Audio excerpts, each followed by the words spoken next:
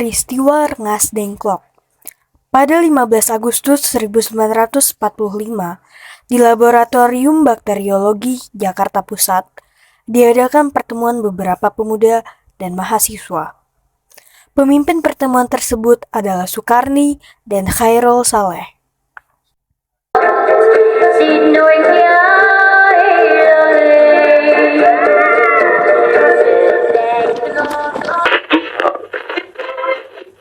Japan has today surrendered. Barusan, saya mendengar berita dari radio BBC London di Bandung yang telah menginformasikan bahwa Jepang telah menyerah pada sekutu. Berarti di Indonesia telah terjadi kekosongan kekuasaan. Maka dari itu kita harus mendesak golongan tua terutama Bung Karno untuk segera memproklamasikan kemerdekaan. Benar itu. Jepang sudah tidak ada wewenang lagi di negeri kita. Mari kita manfaatkan momen ini. Betul sekali. Kemerdekaan itu adalah hak dan persoalan rakyat yang harus diproklamasi. Maka dari itu, kita semua meminta Bung Karno dan Bung Hatta untuk memutus segala keputusan dengan Jepang. Tepat sekali. Kalau begitu, Bung Wikana dan Bung Khairul pergilah ke kediaman Soekarno. Sampaikan pesan ini kepada mereka. Saya dan anggota yang lain, kami akan menyiapkan anggota pemuda untuk merebut kekuasaan dari Jepang. Baiklah, Bung. Kami pamit.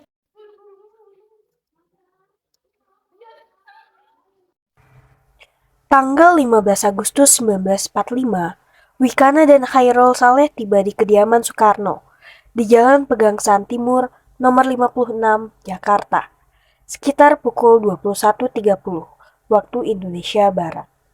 Keduanya menyampaikan hasil-hasil keputusan rapat. Silakan masuk. Ada maksud apa datang rame-rame kemari? Saya mendengar berita Jepang telah menyerah pada sekutu di radio BBC London. Maka dari itu, tadi siang kami golongan muda berkumpul dan bersetuju bahwa Bung Karno dan Bung Hatta harus segera menyusun kemerdekaan Indonesia.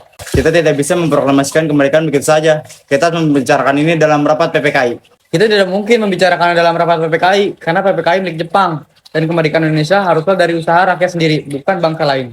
Bukan begitu. Kita memang seharusnya membicarakannya dalam rapat PPKI karena PPKI adalah badan yang bertugas mempersiapkan kemerdekaan.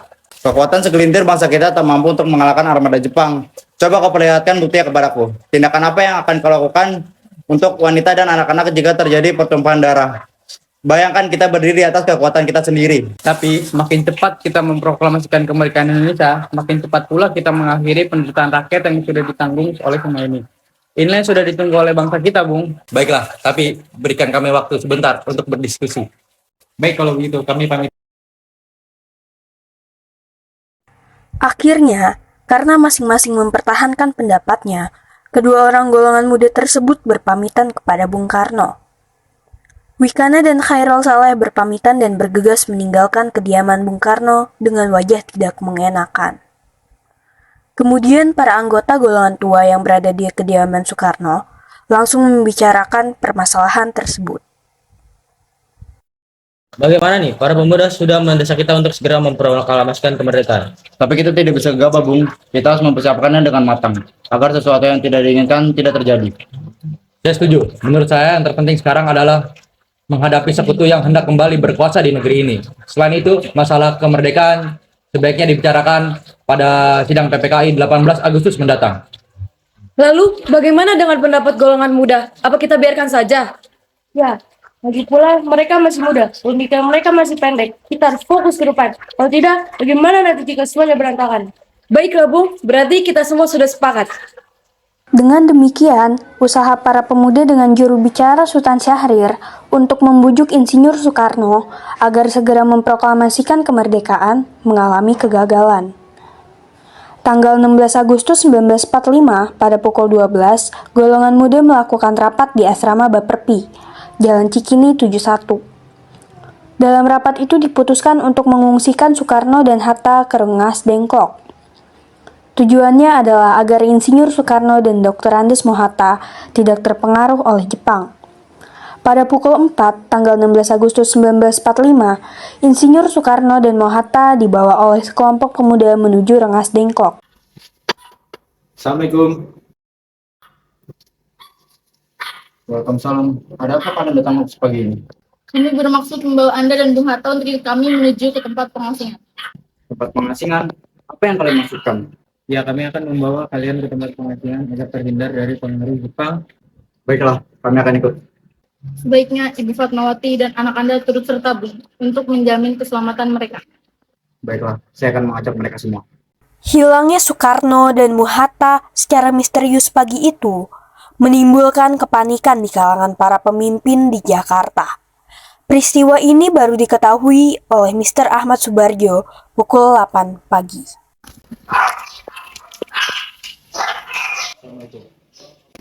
Assalamualaikum. Waalaikumsalam. Apakah kalian tahu keberadaan Soekarno dan Bung Hatta? Maaf, saya tidak tahu, Bu. Katakanlah kepadaku di mana mereka sekarang, dan aku akan menjamin keselamatan mereka ketika kembali di Jakarta. Dan aku akan memberikan jaminan bahwa proklamasi kemerdekaan akan diumumkan pada 17 Agustus 1945. Selambat-lambatnya pukul 12. Baiklah, kami akan menunjukkan tempatnya di Rengas Dengklok. Setelah mendapat beberapa kesepakatan, diutuslah Yusuf Kunto untuk mengantar Ahmad Subardjo dan Sudiro ke Rengas Dengklok. Setelah sampai di sana, Mr. Ahmad Subardjo akhirnya menjemput Insinyur Soekarno dan kawan-kawan. Selain itu, Mr. Ahmad Subardjo berhasil meyakinkan para pemuda untuk tidak terburu-buru memproklamasikan kemerdekaan. Sekitar pukul 23 waktu Indonesia Barat, rombongan Insinyur Soekarno sampai di Jakarta untuk sesaat pulang ke tempat masing-masing. Lalu langsung menuju rumah Laksamana Maeda untuk merumuskan naskah proklamasi. Tanggal 16 Agustus 1945, pukul 23, rombongan tiba di Jakarta.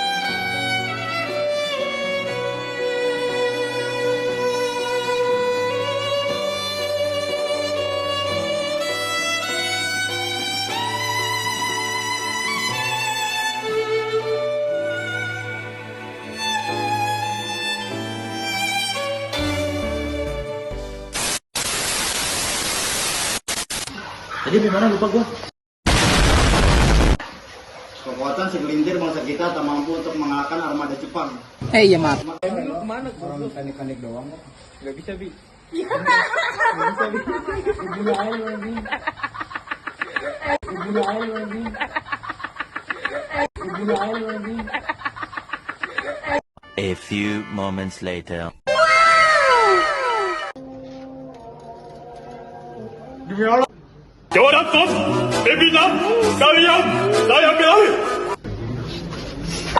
saya mendengar radio dari BBC London di Bandung dan telah menginformasikan bahwa Jepang telah menyerah pada sekutu. Berarti di Indonesia telah terjadi kekosongan kekuasaan.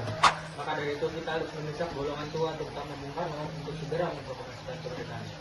Benar itu, Jepang sudah tidak ada wewenang lagi di negeri kita. Mari kita manfaatkan momen ini. Betul sekali. Kemerdekaan itu adalah hak dan kesalahan rakyat yang harus diproklamasikan. Maka dari itu kita semua meminta kepada Bung Karno dan Bung Hatta untuk memutuskan segala hubungan dengan Jepang.